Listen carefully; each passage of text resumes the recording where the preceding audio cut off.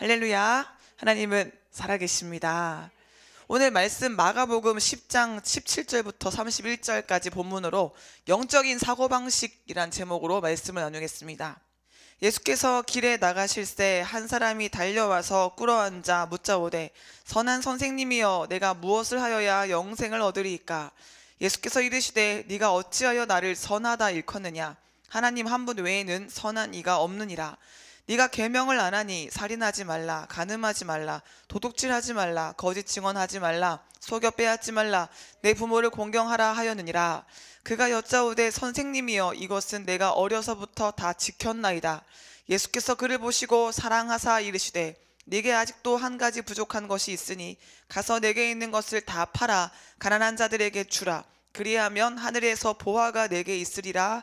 그리고 와서 나를 따르라 하시니 그 사람은 재물이 많은 고로 이 말씀으로 인하여 슬픈 기색을 띠고 근심하며 가니라. 예수께서 둘러보시고 제자들에게 이르시되 재물이 있는 자는 하나님의 나라에 들어가기가 심히 어렵도다 하시니 제자들이 그 말씀에 놀라는지라. 예수께서 다시 대답하여 이르시되 얘들아 하나님의 나라에 들어가기가 얼마나 어려운지 낙타가 바늘기로 나가는 것이 부자가 하나님의 나라에 들어가는 것보다 쉬우니라 하시니 제자들이 매우 놀라 서로 말하되 그런즉 누가 구원을 얻을 수 있는가 하니 예수께서 그들을 보시며 이르시되 사람으로는 할 수 없으되 하나님으로는 그렇지 아니하니 하나님으로서는 다 하실 수 있느니라. 베드로가 여짜와 이르되 보소서 우리가 모든 것을 버리고 주를 따랐나이다. 예수께서 이르시되 내가 진실로 너희에게 이르노니 나와 복음을 위하여 집이나 형제나 자매나 어머니나 아버지나 자식이나 전토를 벌인 자는 현세에 있어 집과 형제와 자매와 어머니와 자식과 전토를 100배나 받되 박해를 겸하여 받고 내세의 영생을 받지 못할 자가 없느니라. 그러나 먼저 될 자로서 나중되고 나중된 자로서 먼저 될 자가 많으니라. 아멘. 영적인 사고방식을 겸비하지 못하면 우리 주님이 하시는 말씀이 깨달아지지 않습니다. 부자는 좋은 건데 부자가 왜 천국을 못 가? 부자가 못 가면 나는 어떡하는 거야? 예수님이 하시는 말씀마다 마음에 부딪힘이 생겨나고 예수님의 말씀이 깨달아지지 않으니까 더 말씀을 들을 때 영적인 갈등이 혼미케 되는 일들이 많아집니다. 그러나 영적인 사고방식을 가지고 주의 말씀을 들으면 이게 시원하게 그렇구나 맞습니다 이게 아멘이 속에서 터져나오거든요. 여러분 우리는 세속적인 사고방식을 다 깨뜨리고 영적인 사고방식을 가지고 진리를 깨닫는 삶을 살기를 소원합니다. 사고방식 그것이 곧 그 사람의 내면 세계입니다. 그 사람의 삶의 방식입니다. 세상을 이해하는 태도, 세상을 해석하고 세상을 살아나가는 방식이 우리의 사고방식으로 결정되잖아요. 여러분 우리의 사고방식이 육에 속한 것이 아니라 영에 속한 것이 되어서 진리로 말미암아서 살아낼 수 있는 우리의 삶이 되기를 간절히 소원합니다. 세속적인 사고방식과 인본적인 사고방식과 영적인 사고방식은 너무너무 달라요. 그래서 조금이라도 공통점이 있어야 육적인 사람도 영적인 세계를 이해할 텐데 공통점이 없어요. 아예 정반대라고 해도 과언이 아닐 정도로 영적인 사고방식과 육적인 사고방식은 다릅니다. 우리 영적인 사고방식을 갖기 위해서 먼저 육의 생각을 깨뜨리고 내가 가지고 있는 생각이 틀렸음을 인정하고 내가 잘못 생각할 수 있음을 받아들이고 우리 영적인 사고방식을 갖기 위해서 가난한 심령으로 주님께 나오기를 소원합니다. 그래서요 이 영적인 사고방식을 갖기 위해서는 내 안에 가지고 있는 것이 없어야 되기 때문에 어린아이들이 영성훈련을 받는 게 훨씬 더 쉬울지 몰라요. 이 시간이 오래되면 오래될수록 생각이 굳어지잖아요. 나만의 틀이 생기잖아요. 내 스타일 이게 생겨버리면 이걸 부수고 새로운 것을 얻는다는 게 참 힘들잖아요. 그래서 예전에 모차르트가요 자기한테 이제 음악을 배우려고 수강생들이 오면은 먼저 질문을 했대요. 당신은 음악을 얼마나 했습니까? 질문을 해서 저는 뭐 한 5년 배웠습니다. 전 7년 배웠습니다. 이렇게 말하면요 처음 배우러 온 사람의 몇 배를 받았대요 돈을. 그래서 왜 나는 내가 이렇게 음악을 공부하고 왔는데 왜 돈을 더 받냐라고 물으면 당신이 가지고 있는 이미 형성되어 있는 틀을 깨뜨리는 게 더 힘들기 때문에 돈을 더 많이 내야 된다고 그렇게 얘기를 했대요. 참 맞는 말이잖아요. 영성훈련도요 어린아이 같은 마음으로 순수하고 깨끗한 마음으로 받는 사람은 이 편견 없이 선입견 없이 쭉쭉 받아들이고 급성장할 수 있거든요. 근데 나름대로 기도 많이 했고 나름대로 영성 훈련 받아봤고 나름대로 영적 체험이 있는 사람들은 자기만의 신앙 스타일이 있기 때문에 진리에 새로운 적용을 받기가 힘듭니다. 여러분, 우리 영적인 사고방식을 갖기 위해서 먼저 내 안에 구축된 틀을 과감하게 깨뜨릴 수 있는 지혜로운 자가 되기를 간절히 소원합니다. 영성 훈련을 받으면 받을수록 깨닫게 되는 건 정말 하나님의 방식과 세상의 방식은 다르다는 거예요. 여러분, 너무나도 다른 방식, 그러나 진리인 그 방식, 영적인 사고방식을 겸비하기 위해서 오늘 우리 영적인 귀를 활짝 열기를 소원합니다. 세상에서 취업하기 위해서 또는 성공하기 위해서 사람들은 스펙이 필요하다고 생각하잖아요. 그래서 이런저런 스펙을 갖추기 위해서 공부도 열심히 하고 해외 유학을 가기도 하고 다양한 경험을 쌓기도 합니다. 특별히 취업하는 대학교 4학년 되든지 대학원 졸업반이 되든지 그러면은 취업하기 위해서 이력서에 한 줄이라도 더 써야 되니까 막 여러 가지 이제 공부를 하고 자격증을 따고 스펙을 쌓으려고 노력을 합니다. 저도 대학교 4학년 되니까 이제 이력서를 쓸 생각하니까 마땅히 쓸 게 없는 거예요. 그래서 갑자기 급하게 동아리 들어가고 막 사회 봉사활동하고 뭐라도 한 줄 쓰려고 그렇게 했던 것 같아요. 그러니까 세상에서 성공하려면 어디에 직장에 들어가려면 누군가에게 인정을 받으려면 이게 스펙, 나만의 이 실력, 나의 자격증, 내가 할 수 있는 기술 같은 것들이 있어야 됩니다. 그래서 사람들은 각자 인정을 받기 위해서, 성공하기 위해서, 많은 것을 소유하기 위해서 열심히 뭔가를 하면서 살아갑니다. 근데 신앙생활도 그런 방식으로 하는 사람들이 있습니다. 영적 전쟁에서 승리하기 위해서, 하나님께 인정받기 위해서, 하나님께 쓰임받기 위해서, 치료받기 위해, 능력받기 위해, 목적은 영적인 건데 방식을 세상적인 성공을 위한 방식과 동일하게 취하는 사람들이 있습니다. 그래서 어떻게 해야 되나요? 무엇을 해야 되나요? 내가 얼마나 더 열심히 해야 되나요? 로 접근하는 사람들이 있습니다. 오늘 본문 속에 예수님께 나온 부자 청년도 그랬습니다. 이 부자 청년은 지금까지 자기가 이렇게 대단한 삶을 살아왔는데, 대단한 행동을 하면서 왔는데 이제 무엇을 더 해야 하는가라는 접근을 했습니다. 그러니까 지금까지 자기가 했던 행동들도 굉장히 유력한 것이었는데 지금 내가 뭘 더 해야 내가 원하는 그 완성의 상태에 도달할 수 있는지를 물었습니다. 그래서 열심히 살아왔지만 뭔가 좀 부족하다고 느낀 거죠. 이게 바로 세상적인 사고방식입니다. 내가 노력하면 뭘 이룰 수 있는데 뭘 좀 더 해야 그 완전치에 이룰 수 있다라고 생각하는 게 세상적 사고방식이에요. 이게 무슨 말이죠? 당연한 거 아닌가요? 그게 세속적인 거예요. 여러분, 우리는 인간의 노력으로 사는 사람이 아니라 성령의 능력으로 사는 사람들인 줄로 믿습니다. 그러니까 내 노력으로 여기까지 왔는데 또 내 노력으로 어디까지 가는 게 아니고 우리는 시작도 하나님의 은혜로, 과정도 성령의 능력으로, 결론도 하나님의 뜻대로, 그래서 나 중심적인 삶이 아니라 하나님이 중심되는, 하나님께서 이끌어 가시는 삶을 살아야 된다는 것입니다. 그래서 세상 사람들은 내가 열심히 해야 되지만 우리는 내가 열심히 살아가는 사람들이 아니라 하나님의 뜻이 무엇인지를 경청하고 하나님의 뜻에 순종하며 성령의 인도를 받는 사람들인 것입니다. 여러분, 오늘 우리 이 그리스도인들의 삶이 세상적인 사람들과의 삶과 어떻게 다른지를 명확하게 구분하고 이 성별된 인생, 성령께 이끌리는 인생을 살아가는 우리 모두가 되기를 소원합니다. 그래서 성령의 인도를 받는 사람과 자기 힘으로 사는 사람의 이 차이를 보면 명확하게 드러나는 게요, 성령의 사람은 평안해요. 자기 힘을 안 쓰니까, 자기가 머리 안 굴리니까 머리가 복잡하지 않아요.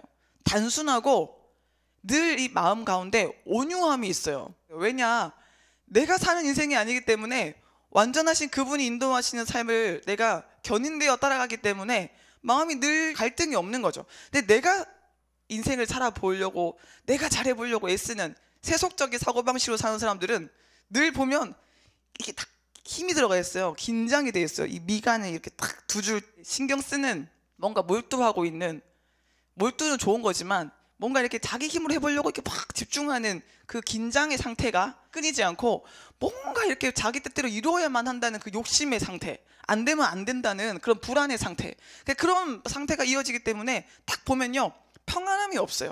그래서 세상의 방식으로 신앙생활을 하는 사람은 하나님의 은혜 안에 살면서도 그렇게 자기 힘을 동원하기 때문에 주님이 주시는 쉼을, 주님이 주신 능력을 누릴 수가 없습니다. 여러분, 우리는 세상적인 방식으로 신앙생활 할 것이 아니라 하나님께서 원하시는 방식대로 성령께 붙들려서 주님이 이끌어 가시는 삶을 살아야 될 줄로 믿습니다. 지금 우리의 삶은 고단한 인생길이지만 그 가운데도 주님께서 우리와 함께 하시는 것을 보면 이 영적인 사고방식을 가지고 기쁘게, 즐겁게, 행복하게 승리의 길로 이 우리의 인생을 걸어갈 수 있을 줄로 믿습니다. 우리 함께 찬양하시면서 주님의 음성을 듣기를 원합니다.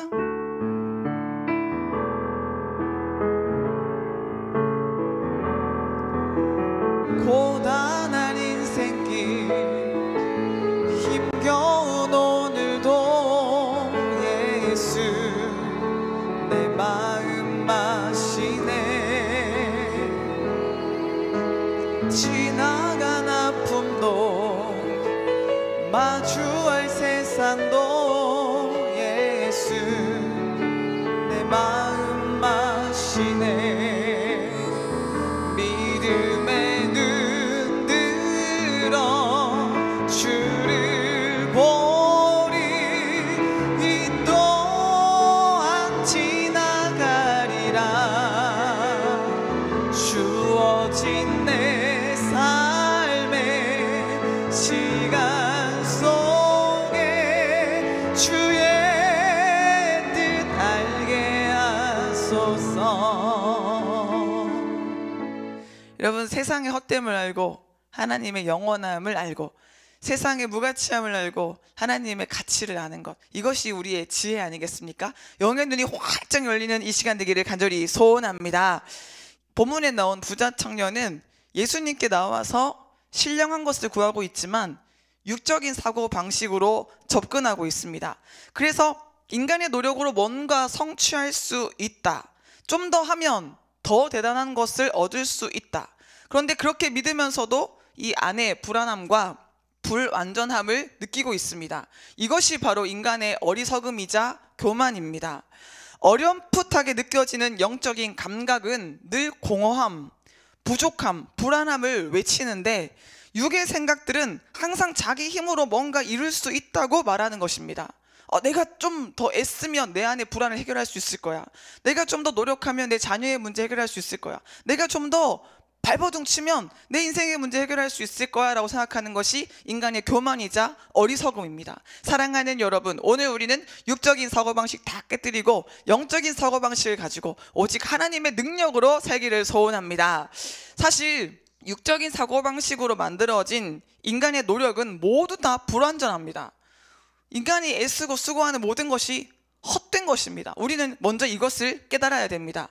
분명히 인간의 문명은 엄청난 발전을 거듭해 왔습니다. 정말 사람이 어떻게 이런 걸 만들지 싶은 거 너무 많지 않습니까? 세계 여행을 가보면 와, 대단하다, 진짜 예전 고대 사람들이 어떻게 이런 놀라운 걸 만들었을까 싶은 기가 막힌 작품들이 많습니다. 지금 컴퓨터, 스마트폰, 또 텔레비전, 최첨단 의료기기, 라섹 수술을 제가 받았는데요. 라섹 수술은 기계가 하는 거잖아요. 사람이 하는 게 아니잖아요. 기계 속에 들어가면 그냥 눈만 이렇게 딱 대면요, 그 기계가 띠딕 하면 끝나요. 그러면서 지금 아주 새로운 이 시력을 가지고 아주 잘 살고 있는데, 참 인간이 만들어낸 것이 놀랍습니다. 그래서 각종 첨단 기술을 볼 때 우리는 놀라지 않을 수가 없어요. 인간의 손으로 만들어낸 기술력은 나름대로 위대한 성취를 일구었습니다. 그래서 우리는 교통의 발달, 정보통신의 발달, 건설 기술의 발달, 문화예술의 발달, 교육의 발달을 누리면서 참 편리한 인생을 살고 있습니다. 하지만 인간의 성취에는 반드시 어두운 그림자가 따라다닙니다. 최첨단으로 의학 기술이 발달해서 인간의 수명이 연장되었지만 많은 사람들이 생명을 귀하게 여기지 못하고 서로 상처를 주고받으며 무서운 범죄를 행하며 살아갑니다. 스스로 목숨을 끊는 일이 비일비재해졌습니다. 수명은 늘어났는데 10대에서 30대까지의 사망 원인 1위가 자살이잖아요. 그만큼 생명 경시의 풍조가 만연하고 있습니다. 스마트폰이 발달해서 상당한 편리함을 누리게 되었지만 이로 인해서 수많은 사람들이 각자 스마트폰에 빠져서, 가상 세계에 빠져서 가족끼리 모여 있어도 서로 소통하지 않습니다. 모이면 각자 휴대폰 쳐다보고 있습니다. 지하철 탄 사람들 보면 다 휴대폰 보고 있습니다. 길을 걸어가면서도 휴대폰을 봅니다. 휴대폰에 중독돼서 잠깐이라도 휴대폰을 손에 놓으면 불안해서 견디지 못하는 것이 현대인들의 모습입니다. 이렇게 인간의 성취는 모순의 그림자를 남깁니다. 그래서 반기문 전 유엔 총장님이 아주 유명한 이야기를 했잖아요. 건물은 높아졌는데 인격은 더 작아졌고, 고속도로는 넓어졌는데 시야는 더 좁아졌다. 소비는 많아졌는데 기쁨은 더 줄어들었고, 생활은 편리해졌는데 시간은 더 부족해졌고, 가진 것은 몇 배가 되었지만 소중한 가치는 더 줄어들었다. 참 인간이 하는 일들이 이래요. 뭔가 좋아진 것 같은데 더 소중한 것을 잃어버리는, 뭔가 발전한 것 같은데 더 가치 있는 것을 잃어버리는 것이 인간의 노력의 결과물입니다. 전도서 2장 20절에 보면 솔로몬이 이런 말을 했죠. 이러므로 내가 해 아래에서 한 모든 수고에 대해서 내가 내 마음에 실망하였도다. 해 아래에서 다 열심히 해봤는데 다 실망스럽다는 거예요.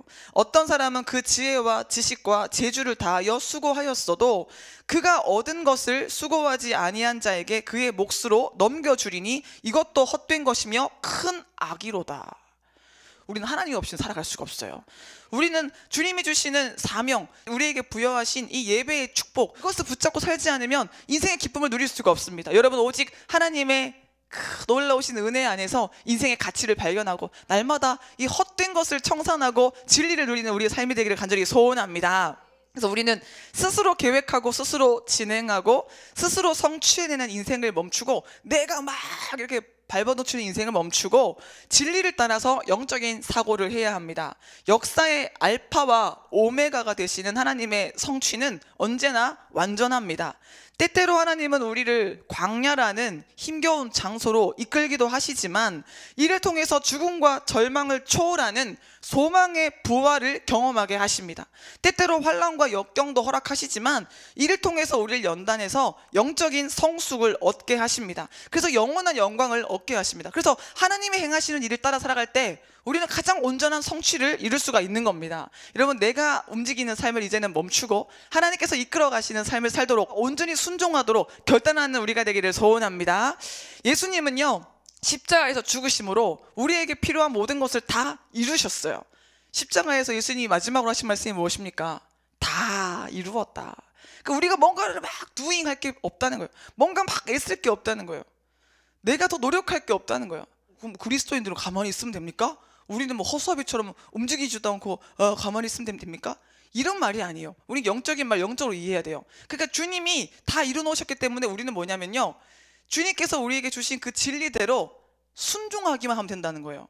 그러니까 내가 사는 인생과 말씀에 순종하며 따라가는 인생은 굉장히 다른 겁니다. 여러분, 오늘 우리는 주님께서 다 이루어 놓으신 그 역사를 믿음으로 아멘으로 취해서 말씀이 뿌려놓은 축복을 누리는 삶을 살기를 소원합니다. 스펄전 목사님은 예수님의 다 이루었다 이 한마디에 이제껏 했던 모든 말과 앞으로 할 모든 말이 담겨 있다고 했어요. 짧은 한마디지만 그 안에 엄청난 진리가 다 들어있다는 말입니다. 예수님의 다 이루었다에 창세기부터 요한계시록까지의 성경의 모든 내용이 다 들어있습니다. 또 예수님의 다 이루었다에는 측량하지 못할 십자가의 사랑과 능력에 높이와 길이와 너비가 담겨 있습니다. 예수님의 완전한 이루심 안에 우리가 구하는 모든 것이 담겨 있고, 우리가 필요로 하는 지혜와 능력, 치료와 회복, 공급과 인도가 담겨 있습니다. 그래서 우리는 그 안에 있는 힘으로 사는 사람들이지 내 힘으로 사는 사람들이 아니라는 거예요. 골로새서 2장 3절에 그 안에는, 예수 그리스도 안에는 지혜와 지식의 모든 보화가 감추어져 있느니라. 여러분, 감추인 그 보화를 발견할 수 있는 은혜를 받으시기를 소원합니다. 그래서 기독교는 내가 움직이는 종교가 아닙니다. 내가 찾아가고 내가 노력하고 내가 이루는 종교가 아니에요. 주님이 찾아와 주시고 성령을 부으시고 주님이 인도해 가시는 종교입니다. 그래서 기독교는 하나님이 시작하고 하나님이 찾아오시고 하나님이 붙드시고 하나님이 완성하심을 아는 종교예요. 그러니까 우리가 해야 될 건 진리를 아는 거예요. 그러면 진리가 우리를 자유롭게 할 거예요. 여러분, 우리가 무엇을 해야 되는지, 하나님은 무엇을 이루어 놓으셨는지 분별할 수 있기를 소원합니다. 그래서 고린도후서 10장 3절에 보면 우리가 육신으로 행하나 육신에 따라 싸우지 아니하노니, 육신을 입고 살아가지만 육신으로 사는 게 아니라는 거예요. 그럼 우리의 싸우는 무기는 뭐예요? 우리의 싸우는 무기는 육신에 속한 것이 아니요 오직 어떤 견고한 진도 무너뜨리는 하나님의 능력이라. 우리의 무기는 하나님의 능력이라고요. 그래서 이 하나님의 능력은 모든 이론을 무너뜨리며 하나님 아는 것을 대적하여 높아진 것을 다 무너뜨리고 모든 생각을 사로잡아 그리스도에게 복종하게 하니. 이 말은 쉽게 바꾸면요, 하나님의 능력은 하나님의 진리에 그저 우리가 순종하게 만든다는 거예요. 말씀이 떨어지면 네, 아멘, 맞습니다, 아멘, 그렇게 하겠습니다, 이렇게 하게 만드는 게 하나님의 능력이라는 겁니다. 그러므로 말씀을 본다는 건 하나님이 이루어 놓으신 보물을 발견하는 겁니다. 몰랐던 지식을 쌓고 성경 보는 분량을 늘려가는 것이 아니라 하나님의 말씀 안에 담겨있는 능력을 발견하고 누리는 겁니다. 여러분, 이 말씀 안에 있는 금은보화, 영적인 금은보화, 이 능력과 치료를 날마다 누리시기를 소원합니다. 그래서 우리는 이미 주님께서 다 이루어 놓으신 것들에 대해서 발견하고 그것을 누리고 적용받는, 그래서 축복을 실현하는 인생을 지금 살아가는 것입니다. 그래서 우리는 하나님께서 이루어 놓으신 이 많은 말씀들을 적용하면서 영의 원리를 따라 살아가야 합니다. 하나님은 말씀으로 천지를 창조하셨어요. 하나님의 창조는 완전하며 충만한 것입니다. 하나님은 이미 충만하게 천지를 창조하셨습니다. 창세기 1장에 하나님의 천지 창조에 대해 나오잖아요. 이때 하나님은 불완전하게 만드신 게 아니라 하나님 보시기에 좋도록 만드셨어요. 그때 이미 완성본이었어요. 그래서 성경을 보면 참 재밌는 게요, 이 창세기 1장 2장과 요한계시록 마지막 장이 굉장히 닮아 있어요. 그러니까 처음에 죄가 없었을 때 하나님이 완전하게 만들어 놓았는데 인간이 범죄함으로 사탄이 그 죄를 통해서 역사했잖아요. 그래서 모든 이 세상의 공중권세를 악한 영이 잡고 죄로 물들였는데 예수 그리스도의 이 구속사역으로 말미암아 이게 다 회복되어서 마지막에는 새하늘과 새 땅, 그게 새하늘과 새 땅으로 회복시키는 것이 하나님의 역사잖아요. 그래서 이 성경을 이렇게 보면요, 처음과 끝이 똑같아요. 참 놀라운 하나님 말씀, 하나님의 회복인데, 그래서 우리는 처음부터 하나님이 완전하게 만드셨다는 것을 알고 믿어야 돼요. 여러분, 처음부터 하나님은 우리를 온전한 상태로 이 천지를 아름답게 충만하게 창조하셨는 줄로 믿습니다. 근데 육적인 사고방식은 뭐예요? 인본주의적인 사고방식은 뭡니까? 처음에는 미개했다는 거예요. 처음에는 아메바 같이, 먼지와 같이, 처음에는 너무너무 형편없는 그런 상태였는데 점점 진화해 나간다는 것이 육적인 사고방식이잖아요. 열등한 존재에서 우등한 존재로 나아가는 이론이 진화론입니다. 그래서 진화론적인 사고는 우리에게 자꾸만 넌 어떤 존재가 돼야 돼, 너 열심히 노력해야 돼, 너 사랑받으려면 너 이 정도 스펙은 있어야 돼, 너 인정받으려면 이 정도 직분은 가져야 돼, 이런 사고를 하게 한다는 거예요.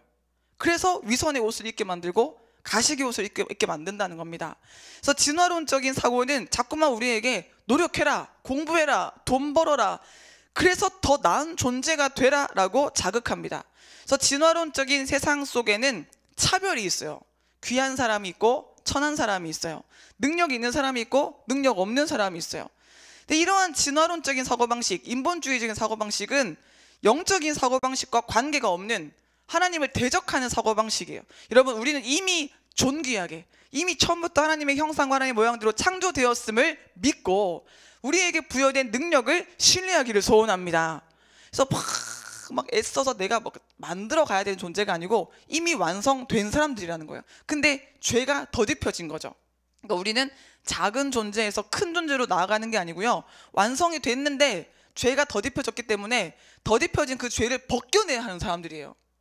이 놀라운 차이를 발견하시고, 아, 그러면 내가 미개한데 이 아메바와 같은 존재에서 뭔가로 내가 만들어져 가야 되는 게 아니니까 지금 내게 덧붙여져 있는 거를 빨리 벗겨내야 되겠구나, 지금 내가 짊어지고 있는 죄의 짐을 빨리 내려놔야 되겠구나. 그러니까 우리가 예배를 드리면서 자꾸 듣는 말이 뭡니까? 죽어야 돼, 깨져야 돼, 내려놓아야 돼. 이게 그런 거예요. 세상 나가면 어떻게 배웁니까? 이거 배우세요, 이거 소유하세요, 이거 쌓으세요 그러잖아요. 근데 우리는 뭐예요? 자꾸 덜어내라 그러잖아요. 그러니까 이게 영적인 사고방식이 세상의 방식과 이렇게 다른 겁니다. 여러분, 우리 안에 있는 이 하나님의 형상과 하나님의 모양을 다시 회복시키기 위해서는 덧붙여진 이 죄의 옷을 벗겨 벗겨내고 옛사람의 옷을 벗어버리고 모든 죄의 짐을 내려놓아야 됩니다. 싹 다 내려놓고 벗겨서 우리 안에 있는 하나님의 형상이 다시 한번 회복되는 우리 모두가 되기를 간절히 소원합니다. 창세기 1장 26절에 보면 처음에 하나님이 천지를 창조하셨을 때, 우리를 창조하셨을 때 이렇게 말씀하십니다. 하나님이 이르시되 우리의 형상을 따라 우리의 모양대로 우리가 사람을 만들고, 이 우리가 세 번 나오는데 성부, 성자, 성령, 삼위일체 하나님이죠. 삼위일체라는 말이 성경에 나오진 않지만 이 구절을 통해서 우리가 삼위일체라는 말을 유추해야 할 수 있죠. 그래서 우리가 우리의 형상을 따라 우리의 모양대로 사람을 만들고, 그러니까 우리 영이요, 우리 얼굴이 하나님의 모양이 아니고 우리 영이 하나님을 닮았어요. 그러니까 나는요 사랑이 전혀 없는 사람이에요. 나는 정말 내가 봐도 못됐어요. 나는 정말 못돼 처먹었어요. 이렇게 내가 생각이 돼요 싶어도 그 안에 하나님 닮은 마음이 있어요. 너무 세상의 모진 풍파를 맞다 보니까 굳어져서 그렇지 있어요. 나는요 바본가 봐요. 나는 머리가 너무 나빠요. 나는 지능이 IQ 검사 해보면 내가 아마 2자리지 싶어요. 싶은 분도 사실은 그 속에 하나님을 닮은 지혜가 있어요. 나는 말 정말 못합니다. 나는요 혀가 뻣뻣합니다. 나는 앞에 나가서 말하는 거 꿈도 못 꿉니다 싶은 분도 내 덧붙여진 죄와 상처가 벗겨지잖아요. 술술술술 말이 나오는 때가 와요. 그러니까 우리 안에 놀라운 하나님의 능력이 이미 있어요. 여러분, 하나님께서 원래 우리에게 복을 주시고 하나님의 이 생기를 불어넣어 주시고 하나님의 아주 중요한 것들을 우리에게 담게 하셨다는 것을 깨달아서 가치를 회복하는 우리가 되기를 소원합니다. 그래서 그들로 바다의 물고기와 하늘의 새와 가축과 온 땅과 땅에 끼는 모든 것들을 다스리게 하자 그랬어요. 이 큰 천지를 다스리려면 얼마나 능력이 많아야겠어요. 그러니까 하나님이 우리 인간에게 허락하신 능력이 보통 능력이 아닌 거예요. 바다의 물고기와 이 땅에 기는 것, 하늘의 새, 가축, 이 모든 걸 다 다스려야 되니까 하나님이 그에 합당한 능력을 주셨지 않겠습니까? 하나님이 자기 형상, 곧 하나님의 형상대로 사람을 창조하시되 남자와 여자를 창조하시고 하나님이 그들에게 복을 주시며 하나님이 그들에게 이르시되 생육하고 번성하여 땅에 충만하라, 땅을 정복하라, 바다의 물고기와 하늘의 새와 땅에 움직이는 모든 생물을 다스리라 하시니라. 이렇게 다스릴 수 있는 권능을 이미 주셨어요. 하나님이 이르시되 내가 온 지면에 씨 맺는 모든 채소와 씨 가진 열매 맺는 모든 나무를 너희에게 주노니 너희의 먹을 거리가 되리라.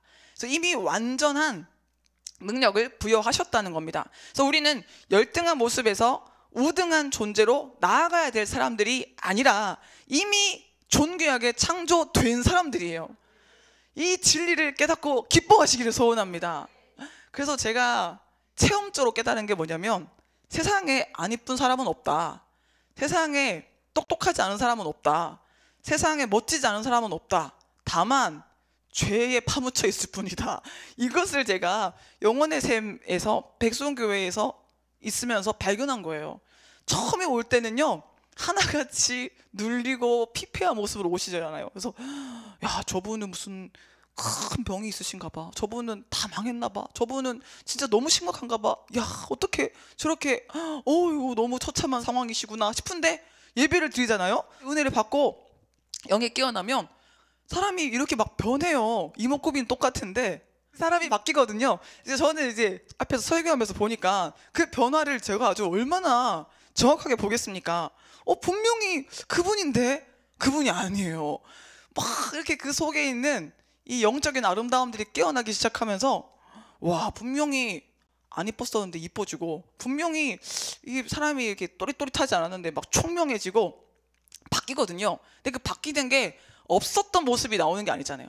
원래 그랬는데 마치 원래 왕자인데 세상에 나가서 뭐 기억 상실증 같은 거 걸려가지고 이제 자기가 거진 줄 알고 막 오물 묻히고 막 옷 다 찢어지고 그런 상태인데 다시 회복돼가지고 씻어서 다시 새 옷 입고 왕자답게 회복되는 것처럼 우리가 원래 하나님의 자녀로 창조되었는데 세상에 때를 묻히면서 상처받고 죄 가운데 뒹굴다가 예배 속에 나오면요 서서히 다시 원래 모습이 회복되는 거잖아요. 여러분, 우리 안에 있는 이 하나님의 형상과 모양 다시 한번 온전히 회복받아서 존귀한 삶을 살기를 소원합니다.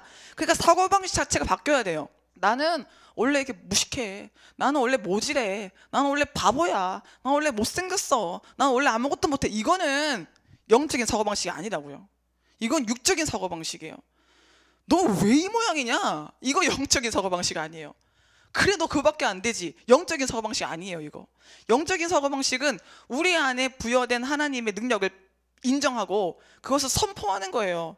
그래서 우리 담임 목사님이 제자를 양성하실 때 영적인 사고방식으로 키우시기 때문에 지금 현재 스코어 아무런 이 가망성이 안 보이는 사람들도 넌 큰 종 될 거야, 넌 세계적인 종이 될 거야, 너 뭐든지 할 수 있어, 그렇게 말씀하시는 거예요. 영적인 사고방식으로 보니까 그 안에 하나님의 씨가 보이는 거예요. 그 안에 하나님의 계획이 있음이 보이는 거예요. 여러분 오늘 우리 사고방식을 싹 바꿔서 언어를 바꾸기를 소원합니다. 못한다는 자체가 이거 육적인 사고방식이에요. 못하는 게 어디 있습니까? 내게 능력 주시는 자 안에서 모든 것을 할 수 있습니다. 주님이 할 수 있으니까 시켜주시는 거지, 또 내가 못해도 하나님 하게 해주시는 거죠. 여러분이 할 수 있다의 믿음, 내게 부여하신 하나님의 능력을 믿는 믿음, 예수의 이름으로 사는 인생 되기를 간절히 소원합니다. 그래서 진화론적인 사고방식에 묶인 사람, 육적인 사고방식에 묶인 사람들은 자꾸 비교합니다. 비교. 저 사람은 저런 차 타는데 나는 이런 차 타. 저 사람은 이렇게 실력이 있는데 나는 이렇게 실력이 없네. 저 사람은 이렇게 이쁜데 나는 이렇게 못생겼네. 저 사람은 날씬한데 나는 안 날씬하네. 자꾸 비교하면서 자신을 열등하다고 느껴요. 열등감이라는 게 얼마나 육적인 사고방식이고 불신적인 것인지 제가 열등감이 되게 많았어요. 안 그럴 것 같잖아요? 근데 겉으로는 전혀 그런 티를 안 냈었는데 이 속으로 제 안에 깊이 있던 생각이, 난 사랑 못 받아, 나 같은 사람 사랑받을 수 없어, 나는 못생겼어, 나는 못해, 나는 안 돼, 이런 생각이 깊이 있었어요. 근데 그거를 숨겨보려고 공부 열심히 하고 누구한테도 인정받으려고 하고 어디 가서 무능하다는 소리 안 들으려고 더 다 잘하는 척하고 아는 척하고, 그래서 제 열등감을 교만으로 포장했었던 것 같아요. 그래서 제 안에 아주 뿌리 깊은 열등감이 있었는데 그러면서도 하나님을 잘 믿는 줄 알았어요. 그러면서도 제가 교회를 열심히 나가고 또 찬양하면 제일 크게 하고 막 아멘도 제일 열심히 하고 하니까 남들도 다 믿음 있다고 하니까, 믿음 좋다고 하니까 저도 그런 줄 알았거든요. 근데 제 영성연료를 받으면서 제 내면을 잘 보니까 열등감의 뿌리만큼 저는 불신의 뿌리가 깊은 사람이었어요. 하나님을 안 믿으니까 저도 못 믿겠더라고요. 그러니까 어떻게 됩니까? 자꾸 포장하고 자꾸 숨고 내가 아닌 다른 모습을 만들어서 가상의 삶을 사는 거죠. 그러니까 진짜 나를 잃어버리고 행복을 모르고 하나님이 보시기에 참 안타까운 삶을 살았는데 하나님이 너무 사랑하셔서, 오늘 본문에 보면 예수님이 부자 청년을 사랑하사라는 표현이 있잖아요. 21절에 보면 예수께서 그를 보시고 사랑하셔서 너 그렇게 살지 마, 너 힘들게 살지 마, 내가 너한테 얼마나 좋은 거 많이 줬는데, 내가 너 얼마나 행복하길 바라는데, 내가 너 얼마나 자유하길 바라는데 너 그렇게 살지 마, 난 너한테 최고 좋은 거 줬어. 그렇게 사랑하시는 마음으로 불러주셨잖아요. 여러분 우리 한 사람 한 사람 다 주님이 사랑하셔서 부르신 줄로 믿습니다. 사랑하셔서 부름받았기 때문에 이제 사고방식을 바꿔야 돼요. 육적인 사고방식 버리고 영적인 사고방식으로 사고해야 되고 말해야 되고 행동해야 합니다. 어느 순간부터요 제 육적인 사고방식이 깨어지고 영적인 사고방식을 갖고 보니까 와, 나는 보통 사람이 아닌 거예요. 제가 잘나서 보통 사람이 아닌 게 아니라 하나님이 사랑하시는 사람이라서 보통 사람이 아닌 거예요. 좀 보잘것없어도 사랑받는 존재는 소중하잖아요. 여러분들도 여러분의 애장품 있지 않습니까? 추억이 깃든 물건. 그래서 남들한테는 소중한 거 아니지만 나한테 너무 소중한 거, 그런 거 있지 않아요? 그러니까 하나님이 사랑하시기 때문에 남들은 나를 저평가할 수 있어요. 남들은 나를 아무것도 아니라고 할 수 있어요. 하지만 나는 하나님께 사랑받는 존재이기 때문에 내가 너무 존귀한 거예요. 하나님 거기 때문에. 그래서 제가 너무 감사하고 스스로 또 제가 존귀하게 여겨지는 거예요. 난 하나님 거니까. 그래서 제 가치의 이 근거가 하나님의 사랑이 되는 순간부터 제 안에 열등감 싹 사라졌어요. 저 비교 안 해요. 누구랑 비교합니까? 난 하나님 건데? 뭐 이런 자신감이 저에게도 생기더라고요. 여러분 우리 영적인 사고방식을 갖고 하나님께 사랑받는 자처럼, 은혜 받은 자처럼 살기를 간절히 소원합니다. 근데 이 육적인 사고방식에 묶인 사람은 자꾸만 더 나은 존재가 되어야만 한다는 생각에 묶입니다. 심지어 하나님과 같이 되어야 한다는 욕망에까지 사로잡힙니다. 끊임없는 욕망을 주체하지 못하고, 이 욕심은 끝이 없잖아요. 지옥이 무저갱인데 무저갱이 바닥이 없는 공간이잖아요. 떨어져도 끝이 없이 떨어지는 거예요. 그러니까 욕심은 끊임없이 올라와요. 이뻐지면 더 이뻐지고 싶고. 그래서 보면 옷에 관심 많고 화장에 관심 많고 하는 사람들은 어느 정도 이쁜 사람들이잖아요. 너무 이제 내 외모에 소망이 없다 싶은 분들은 거기 별로 관심 갖지 않죠. 거기에 가치를 두니까 더 애쓰게 되는 거죠. 우리가 뭔가를 더 나은 존재가 되고자, 더 우등한 존재가 되고자 막 애쓰고 그렇지 못할 경우에 열등감을 느끼는 것 자체가 육적인 사고방식입니다. 그래서 끊임없는 욕망을 주체하지 못하고 만족을 모른 채로 사는 것. 그래서 하와가 선악과를 먹은 이유가 뭐예요? 이거 먹으면 하나님처럼 된다고 뱀이 속였잖아요. 하나님처럼 돼? 그러니까 자기 존재에 만족을 못하고, 우리는 이 하나님이 주신 우리의 신분, 하나님이 우리에게 허락하신 것에 자족할 줄 알아야 되는데요, 자기 또 분수를 알아야 돼요. 창조주 앞에서 피조물로서의 분수를 알아야 돼요. 그 피조물로서의 분수를 모르고 창조주 자리를 넘보는 이 마귀적인 욕심을 가지고 하나님처럼 되려고 선악과를 먹었지 않습니까? 이것이 우리 안에 있을 때 자꾸 높아지고 싶은 거예요. 자꾸 드러나고 싶은 겁니다. 여러분, 우리 안에 마귀적인 속성, 십자가에 못 박기를 소원합니다. 그래서 하나님은 우리에게 뭐라고 하십니까? 욕심 부리지 말고 내려놔. 애쓰지 말고 내려놔. 주님은 우리가 자꾸 내려놓으라고 말씀하시죠. 하나님이 우리에게 말씀하시는 것은 너는 이미 나의 걸작품이니까, 너는 나의 이미 소중한 자녀이니까 네가 하려고 하는 힘을 빼고 내가 하도록 나를 바라봐라고 우리 주님이 이렇게 말씀하시잖아요. 이미 너를 향한 나의 완벽한 계획이 있기 때문에 너의 사사로운 욕심을 내려놓으라 라고 주님 말씀하시는 겁니다. 여러분, 우리의 좋은 목자 되시는, 우리의 선한 목자 되시는 주님 바라보시면서 내 힘 다 빼고 내 생각 다 내려놓고 주님으로 인해 만족할 수 있는 우리가 되기를 소원합니다. 하나님이 이 구속사역을 시작하실 때 구체적인 행동을 보여주신 게 아브라함부터잖아요. 물론 그 앞에 노아를 통해서 방주로 구속사역의 모형을 보여주시기도 했지만, 구체적으로 이스라엘 민족을 이루시기 위해서는 아브라함을 부르신 게 시작이죠. 창세기 12장에 보면 아브라함을 부르시는 장면이 나오는데, 이때 하나님께서 아브라함에게 요구하시는 게 무엇인지를 잘 보세요. 하나님이 사람을 부르고 그 사람을 통해 하나님의 뜻을 이룰 때, 아브라함아, 난 너를 통해 큰일을 할 거니까 유학을 좀 5년 갔다 올래? 너 하버드 대학 졸업해 줄래? 내가 너를 통해서 큰일 하고 싶으니까 한 5개 정도는 외국어 해야 되지 않겠니? 뭐 좀 해볼래? 이렇게 한 게 아니고, 적용이 좀 그런가요? 창세기 12장 1절에 보면 여호와께서 아브라함에게 이르시되 너는 너의 고향과 친척과 아버지의 집을 떠나 내가 너에게 보여줄 땅으로 가라. 하나님이 택한 사람에게 요구하시는 거였어요. 아브라함이 받은 하나님의 명령은 그에게 익숙했던 것, 그가 편하게 생각하는 것을 떠나는 거였어요. 그리고 미지의 땅, 주님이 보여줄 땅, 무슨 땅인지 말씀도 안 해주시고 보여줄 땅으로 가라는 거예요. 그러니까 한마디로 뭐예요? 믿음. 그래서 아브라함의 사명은 믿음이에요. 믿음을 요구하는 거예요. 우리가 하나님께 쓰임받기 위해서는요, 다른 거 필요 없어요. 믿음이 필요해요. 여러분, 우리 주님께서 요구하시는 믿음을 소유해서 하나님의 능력의 통로가 되기를 소원합니다. 아브라함 한 사람 불러서 하나님은 모든 민족을 구원하길 원하셨거든요. 그래서 그 모든 민족을 위해서 이스라엘을 세웠는데, 그런 놀라운 역사를 이루기 위해서 지금 아브라함이 해야 될 일은 그의 본토 친척 아비집을 떠나는 거예요. 그리고 하나님 보여줄 땅으로 가는 거였습니다. 아브라함이 마지막으로 받은 시험이 이삭을 내려놓는 거였잖아요. 그래서 아브라함이 본토 친척 아비집은 롯을 데리고 오긴 했지만, 데라는 빨리 죽고, 데리고 오긴 했지만 그로 인해서 많은 문제가 발생해도 그래도 잘 순종하면서 따라왔는데, 결정적으로 마지막에 이제 아브라함이 100세에 낳은 아들, 정말 눈에 넣어도 안 아픈 그 아들, 그 아들까지 내려놓으라는 시험을 받으면서 아브라함이라는 한 사람의 인생은 처음부터 끝까지 내려놓는 인생이었어요. 그러니까 하나님이 믿음의 사람들한테 요구하는 건 뭘 더 갖춰라, 배워라, 이게 아니고 내려놔. 내려놨는데 또 내려놔. 내려놨는데 더 내려놔. 이게 하나님의 훈련이라는 거예요. 그래서 우리가 저 영성 훈련을 받으면 하나님이 점점 더 고도의 훈련을 시키시잖아요. 초짜한테는 초짜 훈련 시켜주시고, 이 고도의 이제 단계에 다르면 그에 맞는 훈련을 시켜주시는데, 내용은 똑같습니다.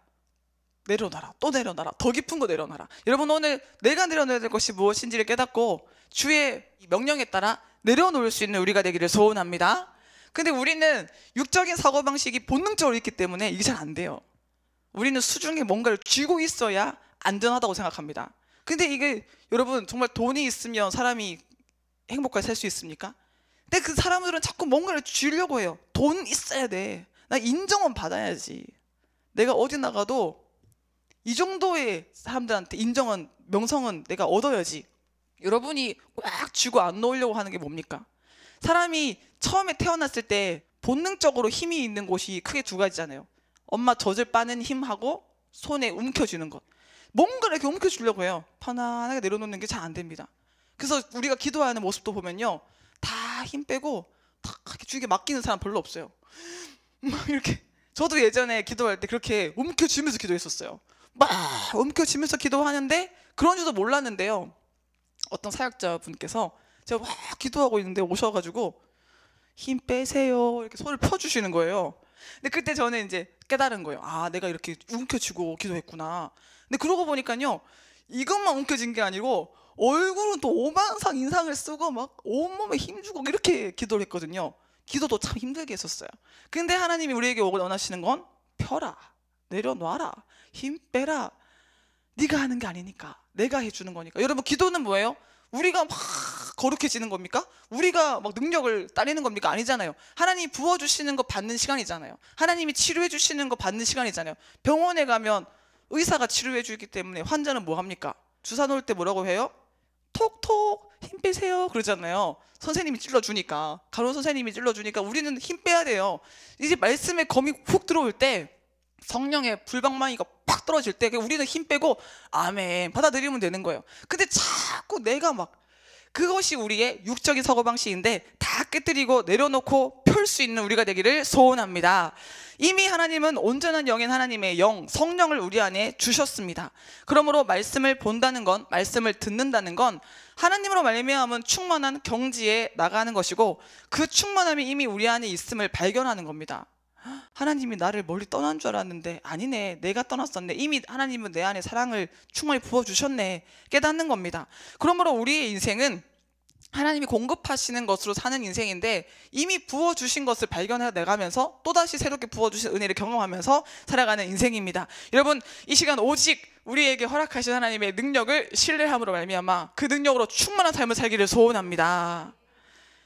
참, 저는 또 설교 훈련을 받으면서도요, 내가 모르는 거 배워서 막 많이 익혀서 신학 공부 열심히 하고 뭐 설교 스피치 방법 많이 익히고, 그래서 제가 이게 설교를 잘하게 될 거라 생각했었어요. 그랬는데 아니더라고요. 우리가 신학을 하는 이유는 이제 종합적인 시각, 이제 균형 잡힌 시각을 갖기 위해서, 또 이제 배우면서 또 많은 걸 또 들으니까 이제 아무래도 지적인 것도 필요하니까요. 그래서 하는 거지, 진짜 설교를 하기 위해서 필요한 것은요, 하나님의 말씀 안에 이미 허락되어진 보물을 영적으로 체험하는 거예요. 내가 이 하나님을 내 하나님으로 경험해 봐야 돼요. 우리 담임 목사님이 마이크 하나만 가지고도 전 세계 어디 가도 교회 세울 수 있다고 장담하시는 이유가 뭐예요? 체험이 있으니까 목사님이 경험하신 하나님만 증거해도 엄청난 능력이 나가는 거예요. 근데 내가 아무리 많은 걸 배워도 체험한 게 없잖아요. 내 삶에 열매가 없잖아요. 그러면 다 공허한 소리인 거예요. 하나님은 치료하십니다 해도 속에서 하실까? 하나님은 우리 고치십니다, 나도 못 고침받았는데, 이런 생각이 들면 점점점 설교가 탁상 공론이 돼버리는 거예요. 이론에만 머무는. 그러니까 이 설교를 잘하기 위해서는 내가 하나님을 경험해 보여야 되는 거죠. 그러면 말이 진실되게 나오고, 영적으로 나오는 이유가 뭡니까? 내가 영에 속한 삶이 되어갈 때, 그때 영적인 설교가 나오겠죠. 여러분, 오늘 우리에게 필요한 건 무언가를 덧붙이는 것이 아니라 오히려 덜어내는 것이라는 것을 깨닫고, 주 안에서 덜어내고 오직 성령에 사로잡히는 우리가 되기를 간절히 소원합니다. 우리는 전능하신 하나님을 믿고 있어요. 우린 전능하신 하나님과 함께하고 있어요. 우린 전능하신 하나님께 인도받고 있어요. 하나님의 높고 위대하심을 깨달아서 그분께 붙들린 자답게 살기를 소원합니다. 하나님의 전능하심, 그 안에 담겨있는 의미가 뭐냐면요, 모든 것이 하나님의 손안에 있다는 거예요. 인생의 생사 화복이, 크고 작은 일이 다 하나님의 손안에 있어요. 우리에게 허락된 일이라면 다 그게 하나님의 사랑이에요. 예수 바깥에 있는 사람들한테는 인생의 재앙 있어요. 인생의 저주 있어요. 인생의 환난 있어요. 근데 예수 안에 있는 사람들에게는요, 저주와 재앙이 없어요. 우리를 향한 하나님의 생각은 재앙이 아니고 평안이라고 했어요. 우리에게 미래와 희망을 주는 게 하나님의 뜻이라고 했어요. 그러니까 하나님께서 우리에게 허락하신 거라면 결국에는 우리에게 유익하기 때문에 주시는 거예요. 결국에는 이게 우리에게 좋은 것이기 때문에 허락하시는 거예요. 그러니까 우리는 모든 일 가운데 기뻐할 수 있는 것입니다. 범사에 감사할 수 있는 것입니다. 모든 생사화복이, 인생의 모든 순간순간이 하나님의 손안에 있음을 믿고, 모든 순간 가운데 기뻐하는 우리가 되기를 소원합니다. 그래서 하나님의 인도를 받는다는 건 모든 것이 하나님의 손안에 있음을 믿고 눈에 보이는 것, 눈에 보이지 않는 것, 나의 마음으로부터 우주 끝까지 우리가 생각하는 것에서부터 상상할 수조차 없는 것까지 다 하나님의 손안에 있음을 믿고 평안을 누리는 겁니다. 여러분, 하나님께서 모든 걸 주장하고 있다는 것을 믿으면 안심할 수 있어요. 참 세상에는 무서운 일도 많고 예기치 못한 가슴 아픈 일이 많잖아요. 근데 우리는 주 안에 있기 때문에, 전능자의 그늘 아래에 있기 때문에 그 모든 환난에서부터 우리는 보호를 받습니다. 하나님은 너를 지키시는 자, 우리 잘 부르잖아요. 낮의 해와 밤의 달도 너를 해치 못하리. 우리는 그 해로부터 보호받는 사람들이에요. 여러분, 우리 이러한 놀라운 축복을 받고 있다는 것을 깨닫고 더욱더 안심하고 더욱더 안전한 삶을 인식하면서 평안을 누리시기를 소원합니다. 또 전능하신 하나님, 그 하나님은 하나님이 뜻하신 대로 반드시 하나님의 일을 이루시거든요. 나를 따라와, 내가 너를 사람 넣는 업으로 만들어 주겠다. 12명 불렀잖아요. 그 중에 가룟 유다도 있지만 그 역시 하나님의 처음 경륜적인 하나님의 섭리안에 포함된 것이고, 그들은 처음에 부름받았을 때 아무것도 몰랐지만, 아무것도 아니었지만 결국에는 위대한 사도들로 우뚝 세워졌잖아요. 우리도 역시 마찬가지입니다. 우리를 부르신 하나님께서 하나님의 때에 우리를 완성시켜 주실 것입니다. 그러므로 좌충우돌을 하면서 우리가 나에게 실망하고 내가 과연 될까? 라는 의심을 품을 때도 있지만 그건 육적인 생각이고요. 하나님의 전능하심을 바라볼 때 나는 안 되지만 하나님 날 만들어 가시겠구나, 이렇게 믿게 되는 거죠. 여러분, 우리를 만들어 가실 하나님을 신뢰하시기를 소원합니다. 그래서 우리 안에는요, 존재적인 기쁨이 있어요. 과정 가운데 뭔가 나는 안 되나 봐, 이런 실망할 때도 있고, 전쟁이 너무 치열할 때는 힘들어서 너무 고통스러워서 막 포기하고 싶다는 생각도 들 수도 있고, 그런 순간이 있지만 그래도 전체적으로 보면요, 우리 안에 이 생명의 기운이 계속 올라와요. 예수 안에 있기 때문에, 하나님의 품 안에 있기 때문에 계속 이 영적인 기쁨이 우리 속에서 올라오거든요. 그래서 여러분, 그래서 우리는 더욱더 영적인 사고방식을 가질 때 그 주님이 주시는 기쁨을 더 크게 인식할 수 있어요. 샘솟는 기쁨을, 이 샘솟는 능력을 계속 감지할 수 있어요. 여러분, 주님이 펌프에서 물이 나오는 것처럼 우리에게 부어주시고 있는, 공급하시고 있는 그 영적인 능력을 계속 감각하시고 그 힘을 따라 살아가시기를 소원합니다. 또 전능하신 하나님의 사랑, 그 사랑, 위대하신 사랑, 우리를 치료하시고 회복하시는 그 사랑 안에 우리가 있기 때문에 우리는 육적인 사고방식으로부터 자유할 수 있는 겁니다. 사람은 어리석기 때문에 내 능력으로 할 수 있는 것은 하나님께서 이루어 줄 수 있으니까 기도하고, 내 능력으로도 할 수 없는 일은 하나님도 못 하실 것 같으니까 기도하지도 않고 포기하는 경우가 있습니다. 그래서 자기의 이 믿음의 크기가 인생의 크기를 결정짓죠. 여러분, 우리 모든 이 불신앙의 틀을 다 깨뜨리고 능력이 무한하신 하나님은 모든 것을 할 수 있다는 믿음을 가지고 한계가 없는 삶을 살기를 소원합니다. 그러니까 이 육적인 사고방식을 가지고 있으면 안 되는 게 많아요. 이건 이래서 안 되고 저건 저래서 안 되고. 근데 영적인 사고방식을 가지고 있으면 이건 그렇지만 할 수 있고, 이건 또 그럼에도 불구하고 할 수 있고, 그럼에도 불구하고 역사하신 하나님을 믿기 때문에 안 되는 게 없는 거예요. 여러분, 한계가 없으신 주님의 손에 붙들리기를 소원합니다. 우리 담임 목사님이 이 한계가 없는 삶을 보여주시잖아요. 이제 내년이 환갑이시지만 제 생각에 아마 우리 목사님은 이 육신이 육신이라도 하나님이 주시는 이 능력을 온전히 신뢰하시기 때문에 정말 천국 가는 그날까지 같이 빛나는 모습으로 사역을 하시면서 주님께 저 천국에 입성하시지 않을까, 그런 생각을 해요. 우리 목사님 안에 그런 틀이 없잖아요. 내가 이러니까 안 돼, 내가 저러니까 안 되기 없잖아요. 하나님 일하시면 돼. 하나님이 공급해 주시는 힘은 끝이 없어. 이걸 신뢰하시니까 지금도 막 이게 대구로 보령으로 종횡무진하시면서 큰 사역 감당하고 계시는데, 여러분, 우리도 그와 같이 하나님이 역사하시면 안 될 것이 없다는 생각을 가지고 크고 넓은 인생을 살기를 소원합니다. 여러분의 생각을 다 깨뜨리셔서 영적으로 유연한 성령의 인도를 받는 영적 사고방식을 소유하기를 원합니다. 오늘 본문의 이 부자 청년은 예수님께 나와서 예수님께 구하고 있지만 하나님의 전능하심을 이해하지 못했어요. 하나님이 어떤 분인지 몰랐어요. 그는 그가 가진 것이 많았는데 자기가 가지고 있는 것에 얽혀있는 사람이었어요. 다시 말해서 자기 힘을 의지하던 사람이었습니다. 오늘 본문 10장에 처음에 17절에 보면 예수께서 길에 나가실새 한 사람이 달려와서 꿇어앉아 묻자오되 선한 선생님이여, 내가 무엇을 하여야 영생을 얻으리이까? 내가 무엇을 해야 영원한 생명을 얻겠습니까? 라고 질문을 했습니다. 마태복음 19장 22절에 보면 그 청년이 재물이 많은 고로 라고 나와요. 그래서 마태복음에 보면 이 청년이 돈이 많다라는 걸 알 수 있고, 누가복음 18장 18절에 보면 어떤 관리가 물어 이르되 라고 표현되어 있어요. 이 관리는 영어로는 룰러인데 지도자란 뜻이에요. 그래서 굉장한 그 젊은데 돈 많은 사람을 보고 영의 리치라고 부르더라고요. 나이도 어린데 돈도 많은데 이 상당한 직위까지 가지고 있는 사람이었어요. 부자, 청년, 지도자, 이 정도면 많은 현대인들이 충분히 부러워할 만한 인물입니다. 그런데 또 그의 관심이 영생에 있었어요. 율법도 잘 지켰어요. 소위 신앙도 좋았다고 말할 수 있습니다. 그런데 이 사람에 대해서 성경은 어떻게 표현합니까? 오늘 본문 22절에 보면 이 사람은 슬픈 기색을 띠고 근심하며 갔다고 합니다. 자기가 가지고 있는 게 너무 많아서 예수님의 말씀이 안 들리는 거예요. 육이 너무 강하잖아요. 영적인 말씀이 안 들려요.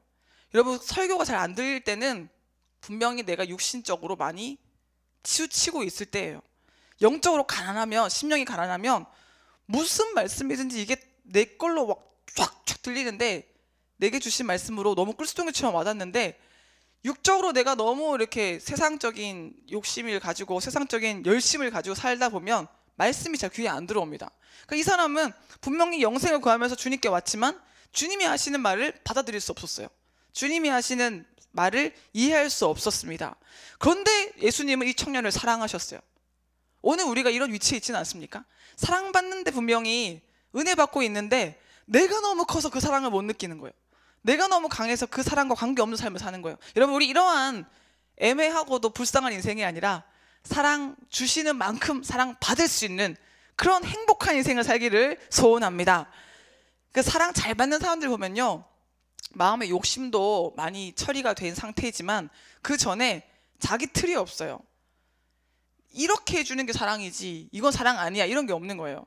근데 사랑에 대한 틀이 강한 사람들은 사랑해줘도 그 사람의 스타일로 받지 못하고 자기 스타일 아니면 이건 사랑 아니라고 내쳐버리고, 그러니까 해줘도 우리가 좀 말이 많은 거죠. 그러니까 우리는 내 틀을 깨뜨릴 때 사랑도 받을 수 있다는 것을 깨닫고 육신적인 틀을 날마다 깨뜨려야 됩니다.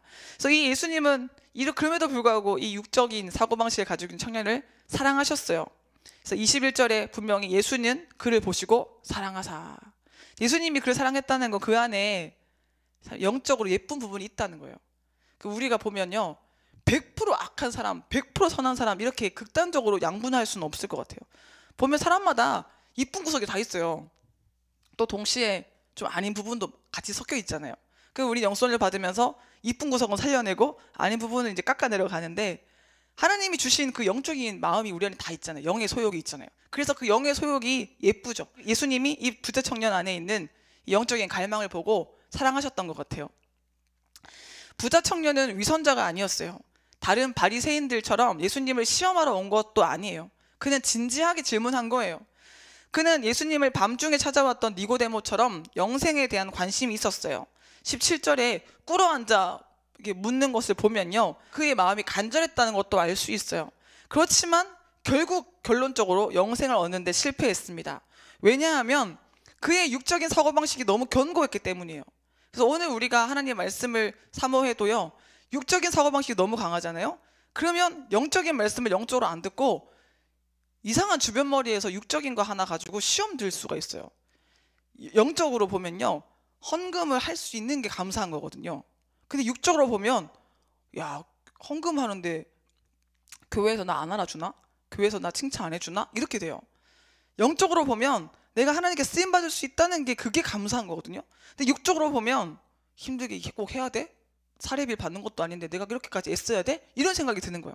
영적으로 보면 하나님께서 내게 주신 것을 다 은혜로 받았기 때문에 거저 받은 거 거저 주는 건데, 육적으로 보면 마치 내 것이었는데 내가 베푸는 것처럼 생색을 내가 되는 거죠. 내 공로를 내세우게 되는 거죠. 이렇게 영적인 사고방식과 육적인 사고방식이 다른데, 부자 청년은 자기가 너무 강한 상태로 왔기 때문에 예수님의 말씀을 이해할 수 없었던 것입니다.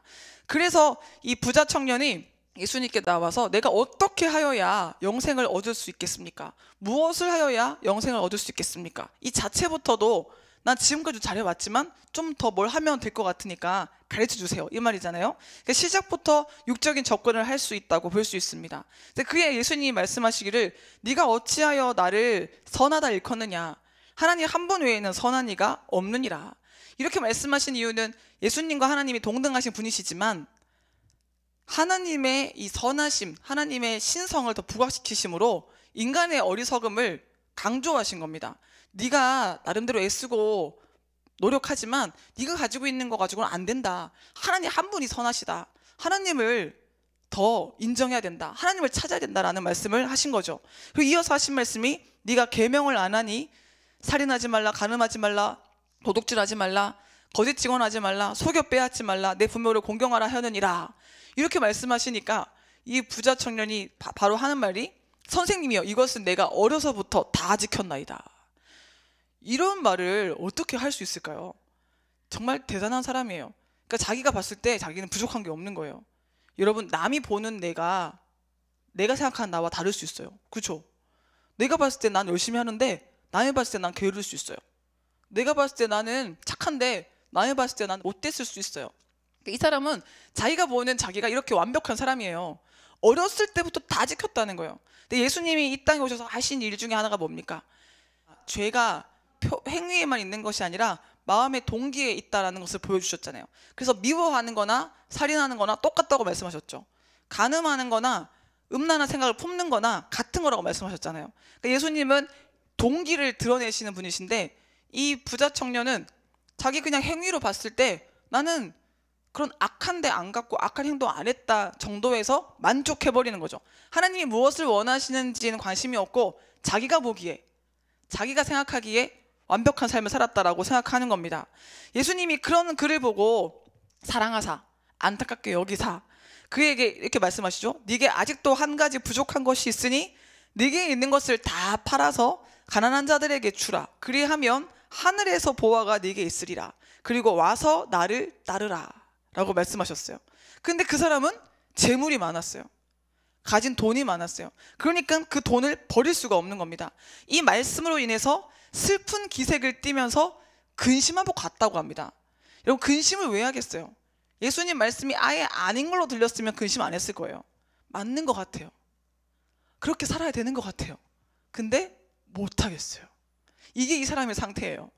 여러분, 우리도 그렇잖아요. 말씀을 들을 때 우리 목사님이 또 간증을 하시면서 나는 시간, 물질, 노력을 다 쏟으면서 영혼 구원, 제자 양성에만 힘씁니다. 나는 내 삶이 없어요. 그래서 행복합니다라고 말씀을 하시면 맞아.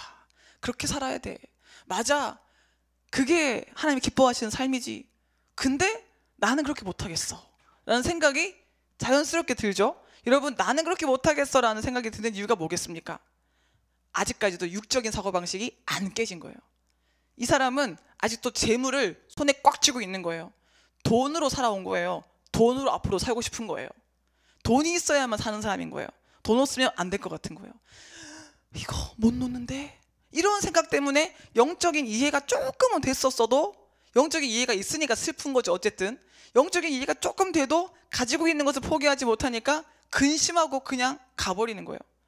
예수님의 말씀에 대해서 자기가 가지고 있는 갈등보다 더 큰 이해가 되었다면 갈등을 해도 따라갔을 거예요. 근데 결국 행동을 보면 안 따라갔잖아요. 그런 거 보면 예수님의 말씀을 듣고 이해한 것보다 자기 소유에 대한 애착이 더 컸던 거예요. 이게 바로 마음의 전쟁인데요. 여러분, 우리는 하나님이 주시는 깨달음을 가지고 내 속에 있는 육적인 사고방식을 밀어내야 돼요. 나와의 싸움에서 승리해야 돼요. 내 안에 있는 내 생각은 자꾸 뭐라고 합니까? 너 몸 사려야지. 네 물질 쥐고 있어야지. 너의 자녀, 네 가정 네가 지켜야지. 네 인생 네가 소유했던 거 네가 다 움켜줘야지. 네 자존심 네가 지켜야지 라고 말하지만 우리는 예수님의 말씀을 듣고 이 예배를 통해서 내려놓고 예수를 따라가야지. 내려놓고 십자가의 길로 가야지. 내려놓고 진리를 따라가야지. 이 결단을 해야 하는 것입니다. 여러분, 오늘 나와의 싸움에서 승리해서 육적인 사고방식을 깨뜨리기를 간절히 소원합니다. 잔드 규용이 이런 말을 했어요. 예수 그리스도를 더 깊이 만나는 자리로 들어가기 위해서는 당신의 전 존재를 포기하고 하나님께 맡기고 시작하는 것이 요구된다. 이 잔느 귀용이 아주 논란이 많긴 하지만 이 사람이 한 요 말은 참 맞는 말인 것 같습니다. 하나님은 우리의 전부가 되기를 원하세요. 그래서 우리가 성령의 충만을 받으려면 전적으로 자기를 포기해야 돼요. 예수님을 따라가려면 완전히 자기를 부인해야 돼요. 요만큼은 안 되겠습니다 그러면요 성령 충만 못 받아요. 이 정도는 내가 포기 안 됩니다 그러면요 그만큼 우리는 사탄의 지배를 받는 거예요. 그렇기 때문에 지금 이 부자 청년은 재물 때문에 근심했죠. 자유를 포기하지 못해서 근심했죠. 그만큼 사탄에게 사로잡히는 거예요. 그래서 슬픈 기색을 띠면서 결국 몸은 예수를 떠나서 세상길로 가는 겁니다. 여러분 사도 바울을 보십시오. 사도 바울은 예수 그리스도를 경험하고 나서 자기에게 있는 모든 것이 뭘로 보였어요? 똥으로 보였어요. 지금 이 사람은 재물 너무 소중하게 느껴지는 거예요. 분명히 이 부자 청년이 좋은 옷 입고 있었을 거예요. 자기가 가지고 있는 소유가 엄청나게 보였을 거예요. 그 수준이 자신의 시각을 결정짓기 때문에 자기는 물질이 너무 소중하니까 물질이 커 보였을 거예요.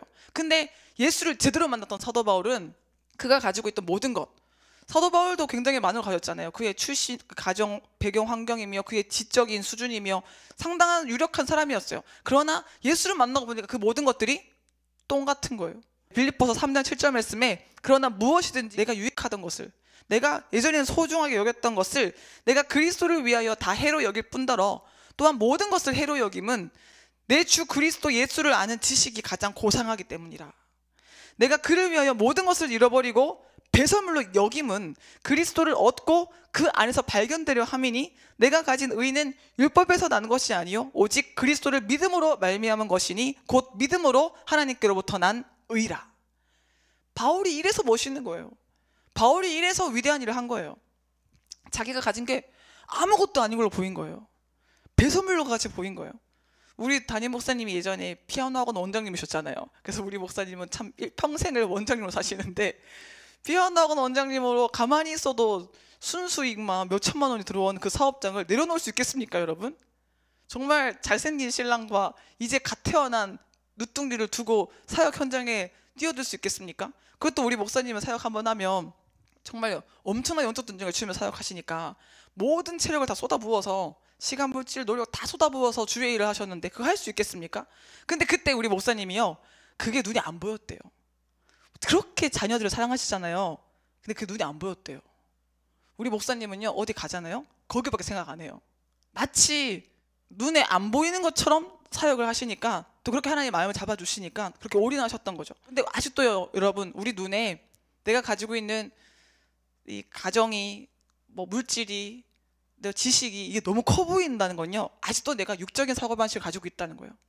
여러분 오늘 우리의 사고방식을 점검하고 내 눈에는 뭐가 커 보이나 내 눈에는 뭐가 좋아 보이나 점검하시고 영적인 사고방식을 구하기를 소원합니다. 그래서 예수를 얻기 위해서 모든 것이 배설물로처럼 보일 수 있도록 사도 바울과 같은 은혜를 달라고 기도하시기를 소원합니다.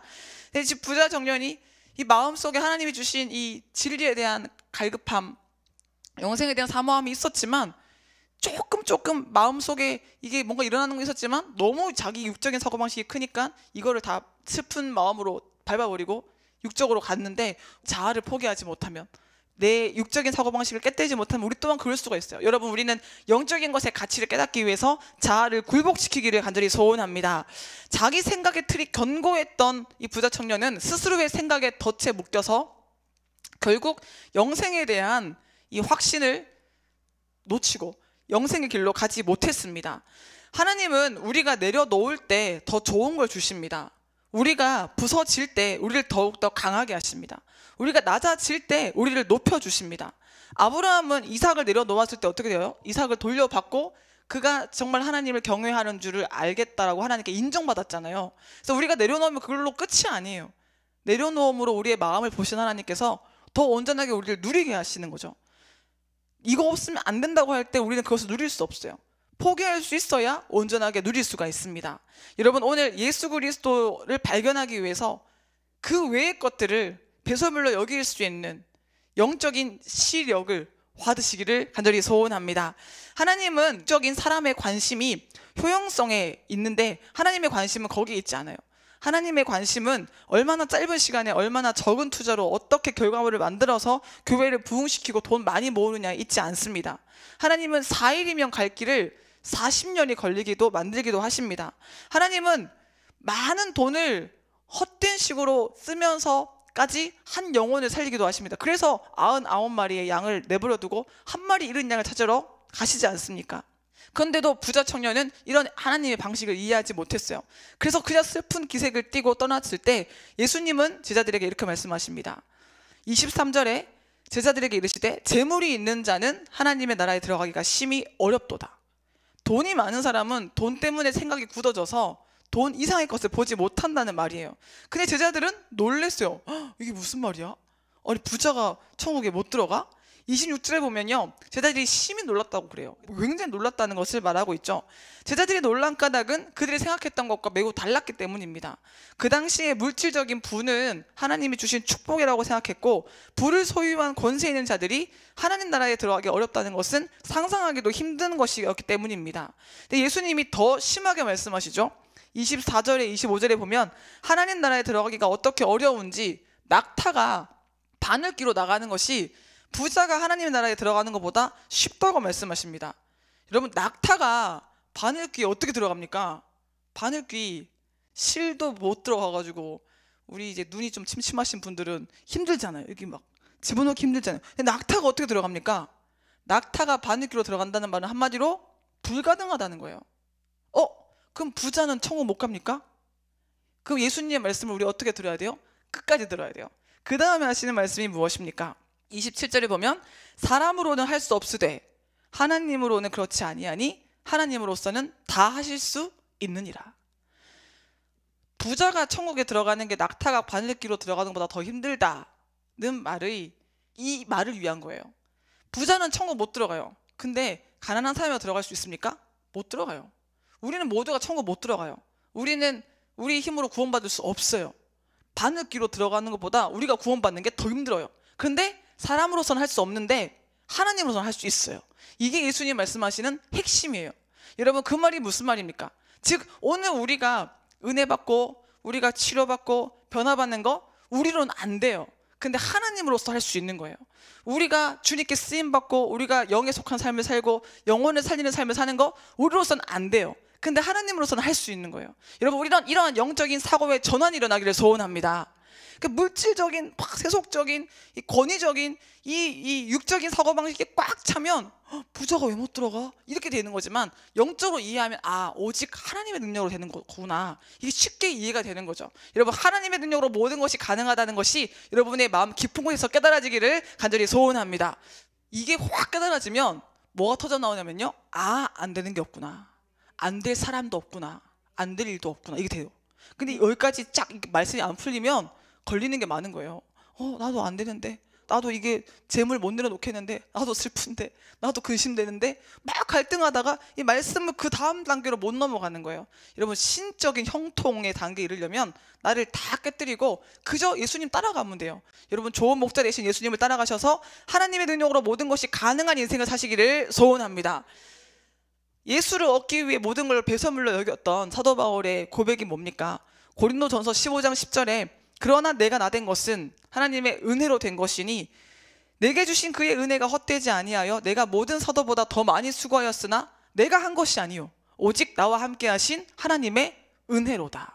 이게 영적인 사고방식을 가진 사람들의 결론이에요. 내가 많이 수고해요. 내가 많이 애썼어요. 내가 많이 헌신했어요. 너무 받은 은혜가 크니까요. 근데 그 결과가 뭐예요? 내가 한 것이 아니요 내게 주신 하나님의 은혜로다. 근데 이 부자 청년 같은 사람의 사고방식으로 사는 사람들은요, 어떻게 되겠습니까? 막 열심히 하고 난 다음에 꼭 나오는 말이 내가 어떻게 했는데, 이 말이 나오는 거예요. 내가 얼마나 기도 많이 했는데, 내가 얼마나 헌신했는데, 내가 훈련을 몇 년 받았는데, 나는 훈련 10년 받았는데 이제 원수 사람이 되고 높임 받는다고요? 이런 말이 나오는 거예요. 이게 육적인 사고방식입니다. 그래서 우리는 영적인 사고방식을 가지기 위해서 육에 속한 모든 것을 내려놓아야 되는데, 육에 속한 것이 내려놓아질수록 영의 눈이 뜨입니다. 영의 눈이 뜨이면 예수의 가치가 발견되기 때문에 그 가치와 비교해보면 내게 속했던 모든 것이 배설물로 여겨지는 그런 깨달음이 임하는 거죠. 여러분, 오늘 우리의 사고의 전환이 확실하게 일어나서 영에 속한 삶을 사는 기쁨을 누리기를 간절히 소원합니다. 오늘 이제 말씀을 맺겠습니다. 영적인 사고방식이라는 제목으로 말씀을 나눴는데요, 그 사고방식 자체가 인생을 살아가는 방식이 됩니다.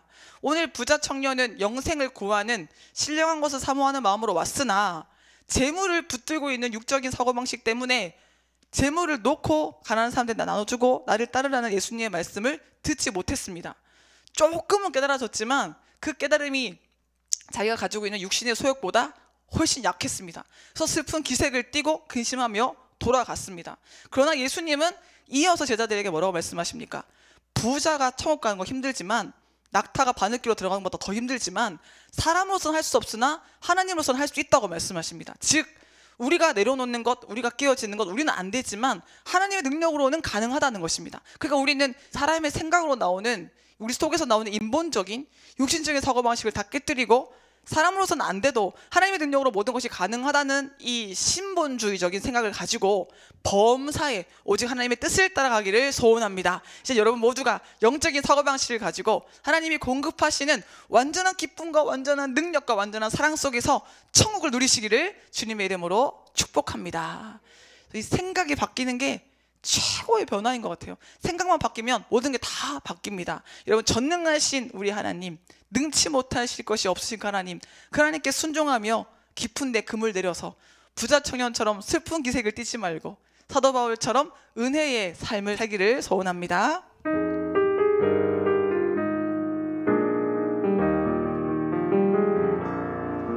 전능하신 나의 주 하나님은 능치 못하실 일 전혀 없네. 우리의 모든 간구도, 우리의 모든 생각도, 우리의 모든 꿈과 모든 소망도 신실하신 나의 주 하나님은 우리의 모든 괴로움을, 우리의 모든 괴로움 바꿀 수 있네.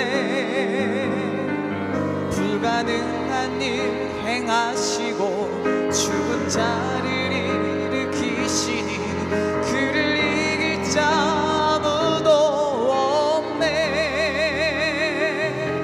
주의 말씀 의지하여 깊은 곳에 금을 던져 오늘 그가 놀라운 일을 이루시는 것 보라. 주의 말씀 의지하여 믿음으로 금을 던져 믿는 자에게 능치 못함 없네. 전능하신 나의 주, 전능하신 나의 주 하나님은 능치 못하실 일 전혀 없네. 우리의 모든 간구도, 우리의 모든 생각도, 우리의 모든 꿈과 모든 소망도 신실하신 나의 주 하나님은 우리의 모든 괴로움 바꿀 수 있네. 불가능한 일 행하시고 죽은 자를 일으키시니 그를 이길 자 아무도 없네. 아멘. 주의 말씀 의지하여 깊은 곳에